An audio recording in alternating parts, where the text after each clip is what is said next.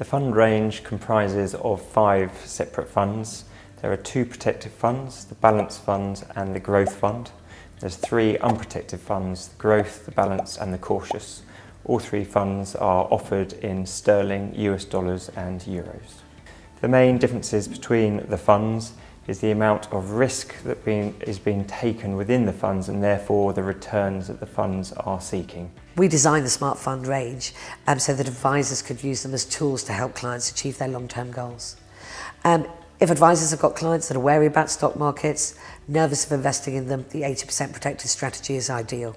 If an advisor has got clients that are in retirement, then having a protected strategy can actually allow you to have some certainty of the income that you can advise the client to take without it eroding their capital.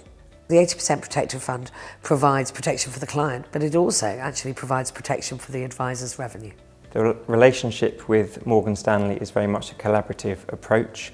They provide the protection through a put option and a volatility overlay, whilst we provide the asset allocation and the fund selection. The thinking behind the launch of the Smart Fund range was to allow clients who wish to participate in equity markets the assurance that 80% of their capital would be protected at all times. And in addition to that, as equity markets rise, the high level of their portfolio will be protected at 80%, and I think that's quite reassuring for clients. The funds have 3 elements of protection. Now, if we compare the funds to a car driving down the motorway, gradually picking up speed, the fund first of all has this thing called a speed restrictor in the form of a volatility overlay, and this essentially ratchets down the risk in the portfolio and slows it down, so it continues to be exposed to equity markets but to a lesser extent. The fund also has an airbag in the form of a put option. Now, if markets suddenly fall, the put option expands in value and cushions any falls in the actual underlying portfolio. And finally, the fund has an insurance policy, and that's the actual protection. So in the unlikely event that we have a stock market crash, the portfolio will be protected to the value of 80% of its value, subject to a high watermark.